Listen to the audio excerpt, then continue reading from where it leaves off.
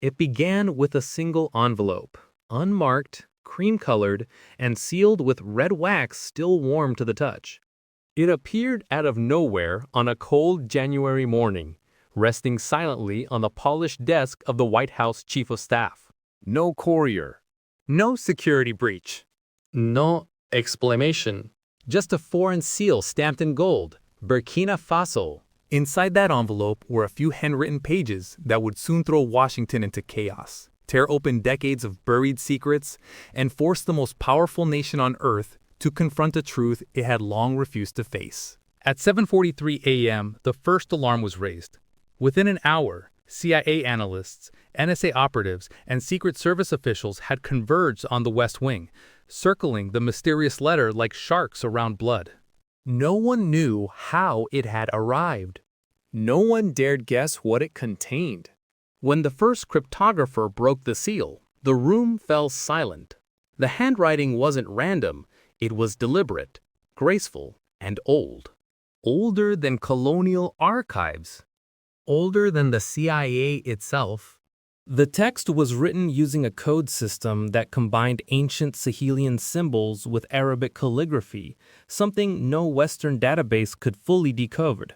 It took nearly half a day before linguists finally pieced it together. And when they did, they wished they hadn't. The message wasn't long. Just a few lines written in perfect French. We have tried silence, and silence has killed us. Now we choose truth. No demands. No threats. Just truth, delivered with the calm precision of someone who had nothing left to lose. Far across the Atlantic, in Ouagadougou, Captain Ibrahim Traoré stood at the window of his modest presidential office. The red dust of the Sahel swirled around his boots as children kicked a makeshift soccer ball made of plastic bags. Behind him, his ministers argued over numbers on spreadsheets, debates about budgets, aid packages, and partnerships that always seemed to benefit someone else. He had heard it all before. Aid that came with strings. Contracts that disguised exploitation as investment.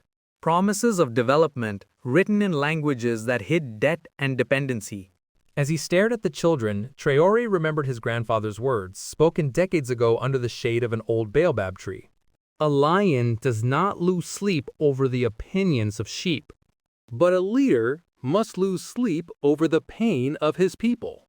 His grandfather had been a resistance fighter, one who bore scars from battles against colonial soldiers who had once mined this land for gold and uranium, resources that still power European cities while Burkinabe families sat in darkness. That same wisdom and that same pain now burned in Traoré's chest.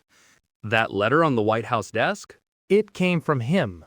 Not as a declaration of war, but as an invitation to truth. An attempt to pierce through the thick fog of denial that had hung between Africa and the West for generations.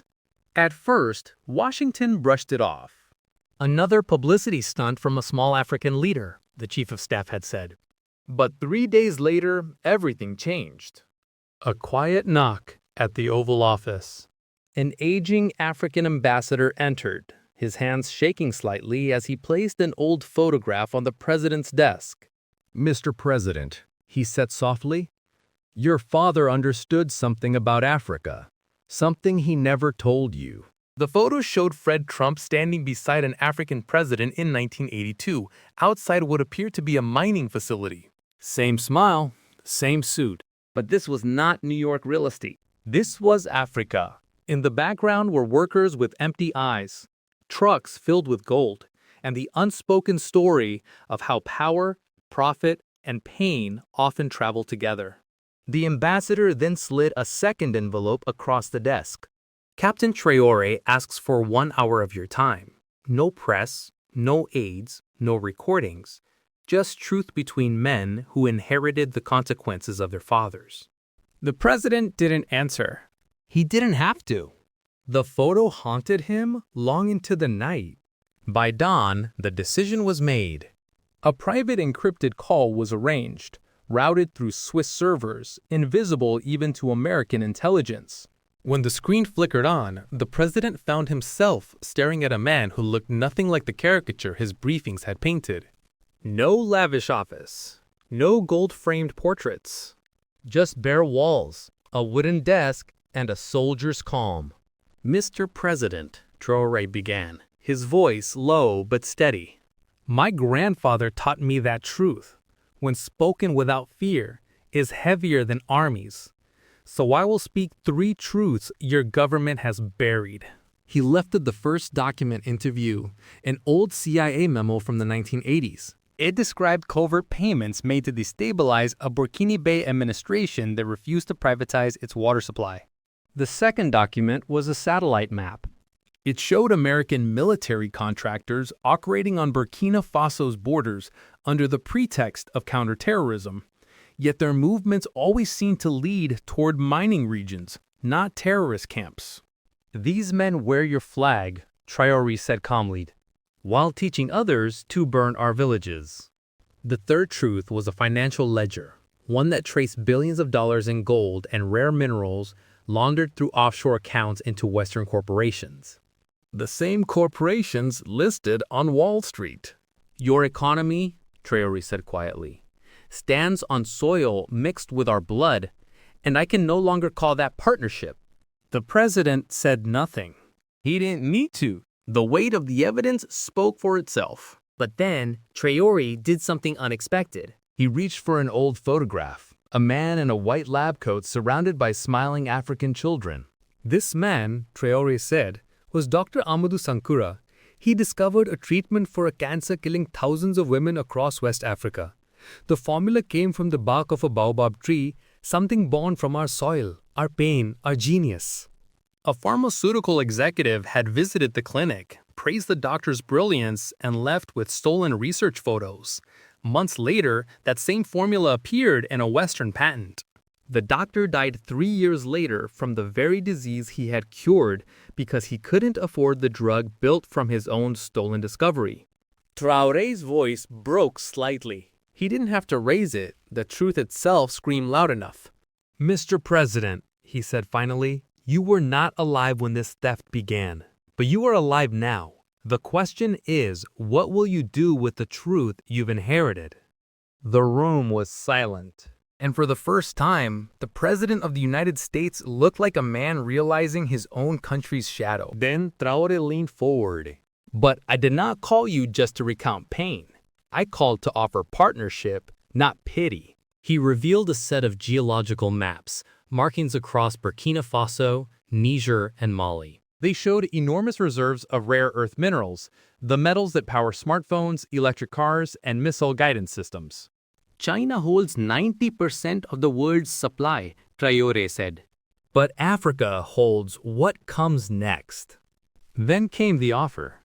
A new model of cooperation. African nations controlling their resources, while American innovation provided the technology and market access. No charity, no dependency, just dignity. "You see, Mr. President," Traoré continued, "your father believed in owning what others overlooked. My people have been overlooked for too long. I am offering not a handout, but a handshake." The line cut deep, not as a threat, but as a challenge. The following morning, Washington erupted. Military advisors called it reckless. Economists called it revolutionary. Cable news lit up with speculation. Who was this young African leader daring to rewrite the rules? Behind closed doors, the Situation Room turned into a battlefield of opinions. One side demanded sanctions. The other saw opportunity, an end to China's monopoly and a chance for America to regain influence through cooperation, not control. But while Washington debated, something unexpected happened. The world listened. Traoré's message leaked, spreading across Africa like wildfire. On social media, hashtags trended in 12 languages.